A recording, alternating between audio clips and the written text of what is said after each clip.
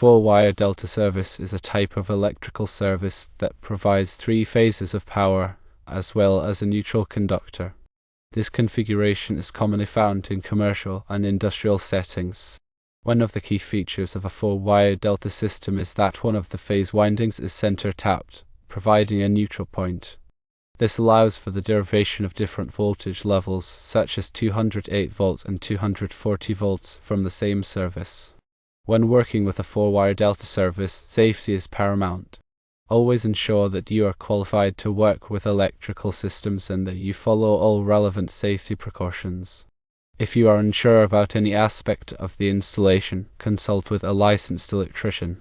The first step in deriving 208 volts and 220 volts from a four-wire delta service is to identify the 3 delta legs labeled A, B, and C, and the neutral wire labeled N. The 208 volts is typically obtained from the B leg, also known as the high leg or wild leg, to ground. This leg has a higher voltage to ground than the other 2 phases. To connect a motor requiring 208 volts, connect one of the motor's conductors to the B leg and the other conductor to the neutral wire. This will provide the necessary 208 volts supply. For the dryer requiring 220 volts, there are 2 main options. Firstly, you can run a dedicated 220 volt circuit from the panel. This involves installing a new circuit breaker and running a cable with 2 hot wires, a neutral wire, and a ground wire to the dryer location. Connect the dryer to the 2 hot wires, which will provide the 220 volts phase-to-phase voltage.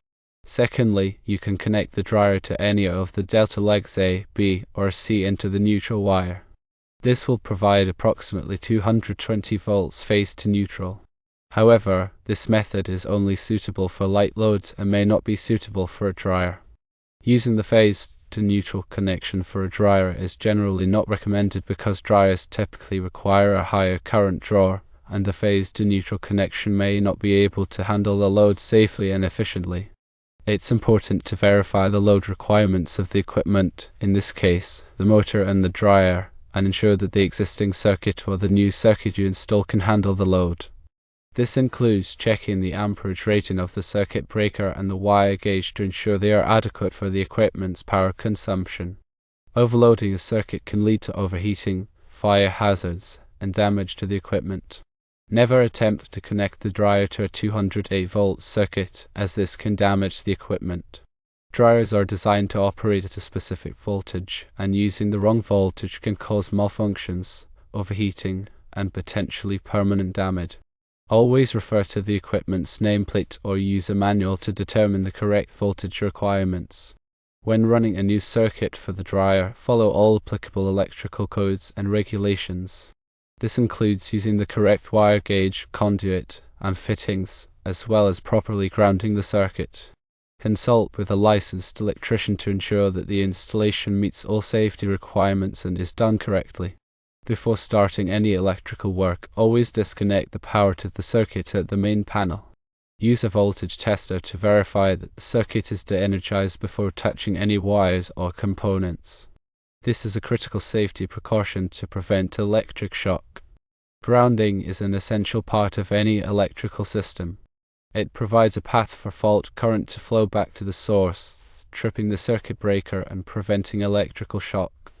Ensure that all equipment and circuits are properly grounded according to the electrical code.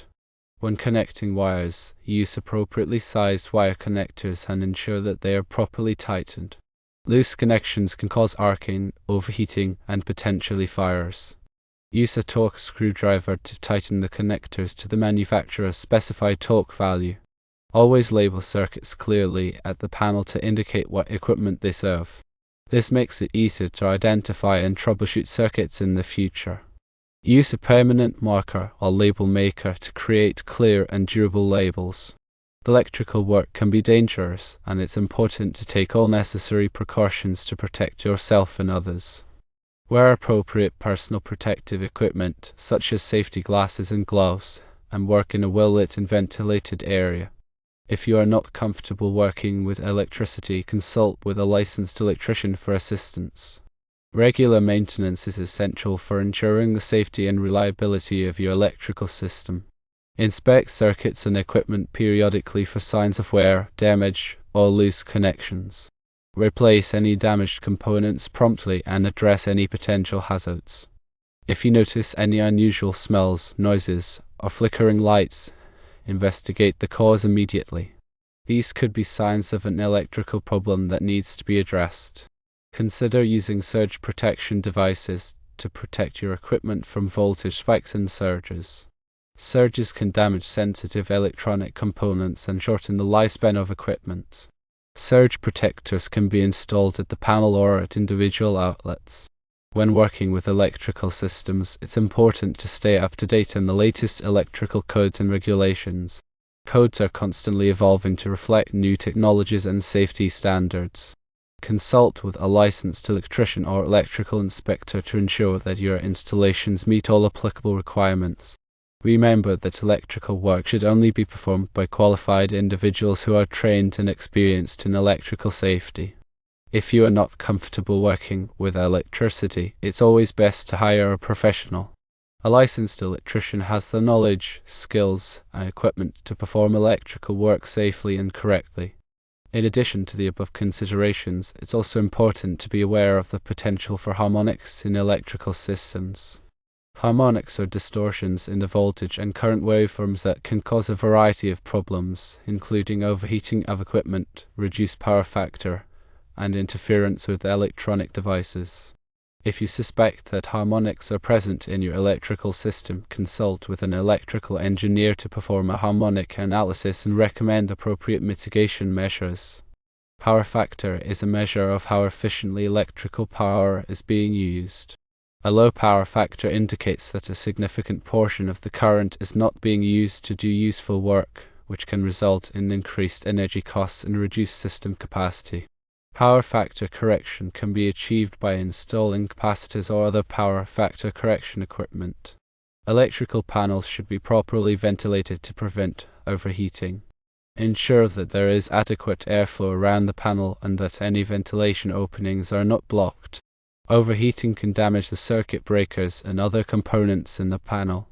When working with electrical equipment, always use the correct tools for the job. Using the wrong tools can damage the equipment and increase the risk of injury. Invest in a set of high-quality electrical tools that are designed for the specific tasks you will be performing. Before working on any electrical equipment, always read the manufacturer's instructions and safety guidelines. These documents provide important information about the proper operation and maintenance of the equipment. When replacing circuit breakers, use only breakers that are the same type and rating as the original breakers. Using the wrong breakers can compromise the safety of the electrical system. Never attempt to bypass or disable safety devices, such as ground fault circuit interrupters or arc fault circuit interrupters. These devices are designed to protect people from electrical shock and fire hazards. If you have any questions or concerns about the safety of your electrical system, consult with a licensed electrician. A professional electrician can inspect your system and identify any potential hazards. When working with electrical systems, it's important to be aware of the potential for static electricity. Static electricity can damage sensitive electronic components. Use an anti-static wrist strap and work on an anti-static mat to prevent static discharge. When disposing of electrical equipment, follow all applicable environmental regulations. Many electrical components contain hazardous materials that must be disposed of properly. Contact your local waste management authority for information on proper disposal procedures. Consider using energy-efficient lighting and appliances to reduce your energy consumption and lower your electricity bills. Energy-efficient products can save you money and help to protect the environment. When selecting electrical equipment, look for products that are certified by a reputable testing laboratory, such as Underwriters Laboratories or Canadian Standards Association. Certification indicates that the product has been tested and meets certain safety standards. Before making any changes to your electrical system, obtain the necessary permits from your local building department. Permits ensure that the work is done in accordance with applicable codes and regulations. When hiring an electrician, check their credentials and references. Make sure they are licensed and insured and that they have a good reputation. A qualified electrician will be able to perform the work safely and correctly. Remember that electricity is a powerful force that can be dangerous if not handled properly. Always take the necessary precautions to protect yourself and others from electrical shock and fire hazards. If you are unsure about any aspect of electrical work, consult with a licensed electrician. They can provide expert advice and assistance. In summary, deriving 208 volts and 220 volts from a 4-wire delta service requires careful planning, attention to detail, and adherence to safety precautions. Always consult with a licensed electrician if you are unsure about any aspect of the installation. By following these guidelines, you can ensure a safe and reliable electrical system. Remember to always verify the specific voltage requirements of your equipment and consult the manufacturer's specifications for proper installation procedures.